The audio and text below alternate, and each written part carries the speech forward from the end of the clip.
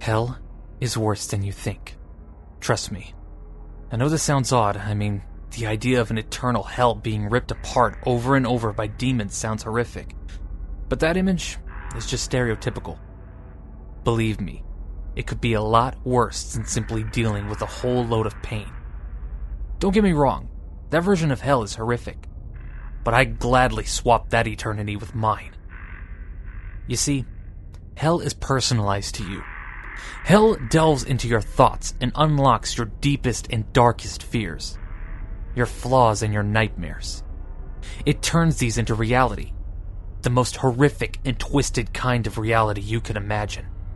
You relive this reality over and over and over. I'm going to describe my own version of hell to you, seeing as though I cannot know for sure what others have experienced.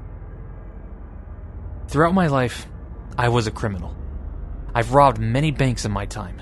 I've even murdered a few people in the process. Not that I wanted to, they simply got in the way. There was something about stealing that gave me a burst of adrenaline. This adrenaline felt good. It made me feel alive, unstoppable almost. Even as a child, I have vague memories of stealing sweets from my local convenience store, pocketing them and quietly sneaking out, smiling to myself. Back then, I was never detected. In my adulthood as well, I managed to slip away from the cops many times. My luck ran out at age 45. I was caught and arrested, imprisoned for 20 years, not only for robbing banks but for the murders as well. I was just glad it wasn't a life sentence. 20 years is bad, but at this point, I had known something was going to catch me eventually. The stealing was an addiction. Even with the knowledge that I could be caught sooner or later, I simply couldn't bring myself to stop. It was as if I had already accepted the fact that I had used up my life in this way. There was nothing I could do to change it. Prison was a horrible experience. I aged into an old man. My outlook on the world seemed to change as I watched the sunset every day through those dull gray bars.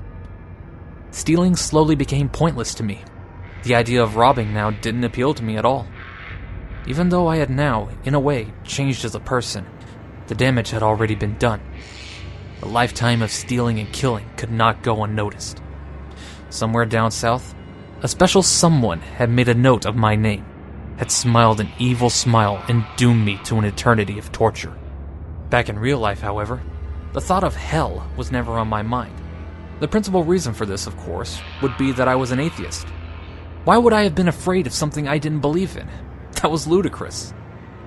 Anyway, the story continues when I was finally released from prison. I had never attained a wife during my life. I had a couple of girlfriends as a young man, but I suppose a criminal lifestyle didn't appeal to many women. I died as an old man in a rocking chair, alone by the fire. So, that was my life. My quick, pointless life. After being here for an eternity, any life becomes meaningless eventually. I've been here so long, I'm surprised I can still remember it. Perhaps I'm being forced to recall it every day. An extra little torment on top of the torture, knowing that I am now powerless to change my mistakes. Now, however, my life has become almost non-existent, a brief flash in my memories. I'll always feel the regret though, the overwhelming feeling of regret that consumes my mind, wishing with all my being that I could have been a better man. But there's no going back now. Something I haven't mentioned yet is, I'm a vegetarian. A vegetarian. It sounds odd, doesn't it, when you think about it? This hard, murdering back robber disliked eating meat, disliked hurting animals. This is what my personalized hell endorsed. This is the weakness that it plucked out of my head when I entered hell. It used my vegetarian nature as my personal torture device. Something to torment me with for an eternity. So, I will now describe exactly what happened when I closed my eyes for the last time. Exactly what happened when I lay back in my rocking chair by the fire, and as a used-up old man, closed my eyes forever. I awoke, opened my eyes, breathed in the air. The first thing I noticed was that I had felt healthier than I had been in years. I felt like a young man again, with new vigor and energy. Sure enough, as I looked down and examined my hands, I noticed that my wrinkles, arthritis, everything had simply gone. At first, I had been overjoyed, yelping with happiness, punching the air. I believed that I was in heaven. I'd felt better than I had in years, overwhelmed with a feeling of happiness. This temporary feeling subsided slightly when I realized where I was standing. I was in a room, a dark room with bluish walls. The floor and ceiling bore the same characteristics, dark, cracked brick which lacked windows, doors, anything. There weren't any lights either, which caught me as odd, seeing as though I could see quite easily, despite being confined in such a sheltered room. "Hello?" I asked out loud. It was then that I noticed the deafening silence, a concrete quiet that made my ears ring. After a while, I began to feel ill. Started contemplating on the possible places I could be. Was this heaven? Was this a temporary holding place? Was this hell? I tried to keep myself occupied by feeling along the walls, looking for any sign of a way out. Doing nothing in an empty room would have soon driven me to insanity. "Meal 1, a voice rang out, making me jump. It was a low, monotonous voice of a man. It echoed around the empty room. "Hello?"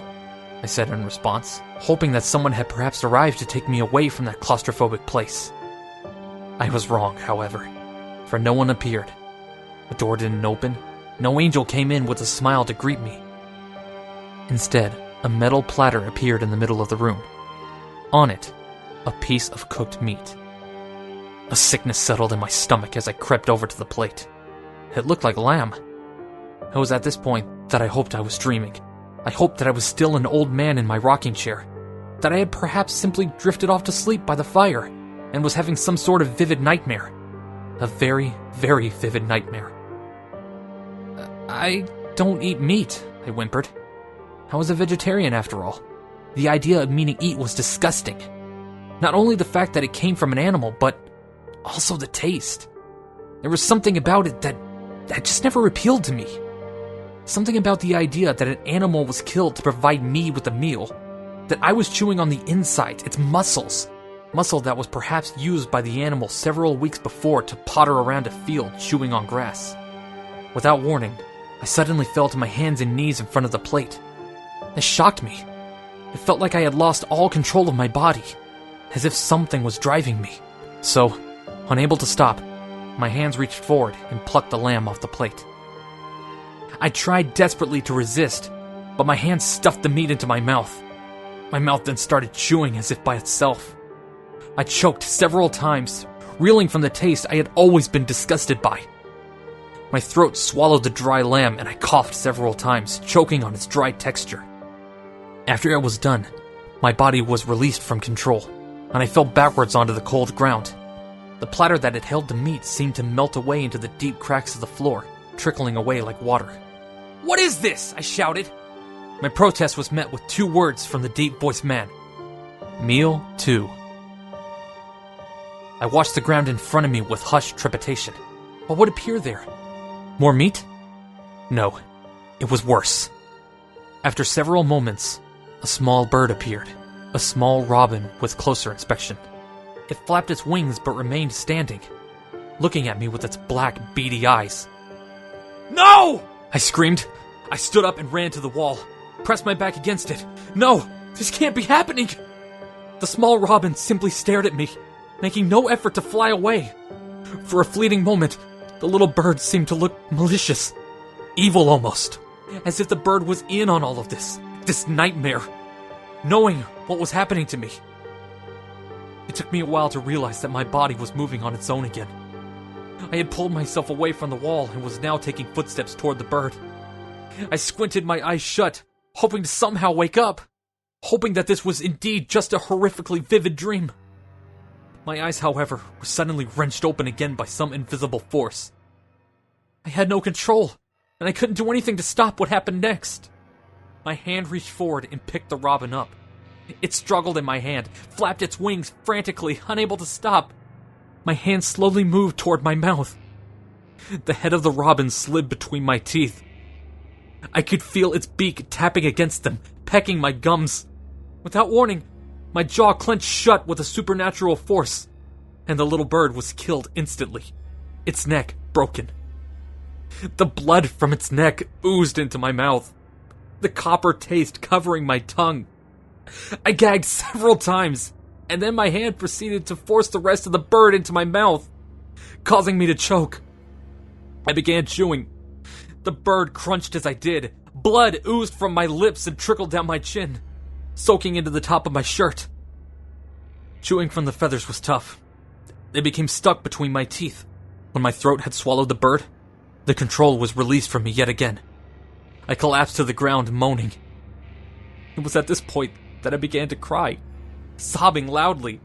A grown man, reduced to tears. I retched a couple of times, then vomited on the ground, coughed, choked. I was a mess, and it was only meal 2. Meal 3.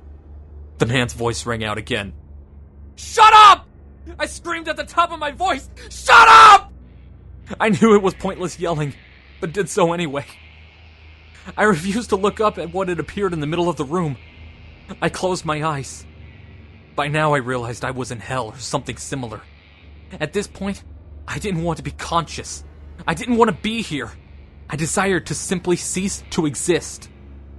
An eternity of nothingness was heaven compared to this. Desperate, I covered my eyes with my hands and adopted a fetal position, hoping that somehow I'd be taken away from here, hoping that I'd simply lose consciousness. It was then that I heard it, a bleeding noise. I knew without looking there was a lamb standing in the middle of the room. I screamed wordlessly, mindlessly, crazily. I had been in this place for what, 10 minutes?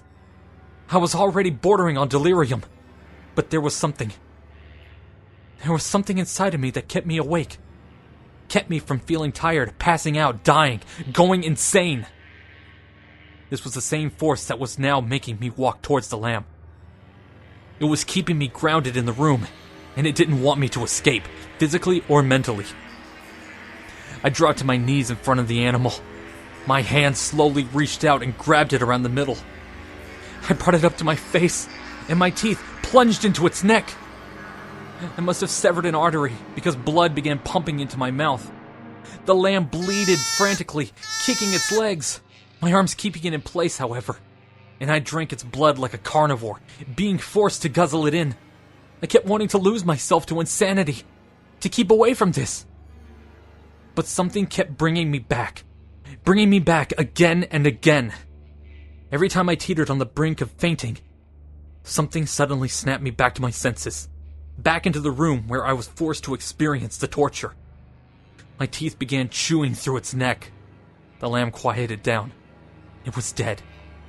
My body forced me to eat the lamb whole, crunching through its bones. My teeth were chipped and splintered in the process. My gums began bleeding. Throughout all of this, I kept throwing up, vomiting all over the half-eaten lamb. I was still unable to stop, however. I simply began eating the vomit-drenched carcass, and this in turn made me vomit even more. Throughout this ordeal, I had been crying the entire time, sobbing. By the time I was finished and released from the control, I slumped backwards onto the floor, moaning like an animal, moaning in pain and pure misery. I was covered in blood and bits of bone. Some entrails covered the ground, and the stench was horrible, making me gag. I dragged myself away from the pool of blood to one side of the room and leaned back against a wall. "I'm sorry," I cried. "I'm sorry. I hope that somehow my sins would be forgiven due to my sudden apology. That somehow, whatever was holding me would become compassionate and free me from this nightmare.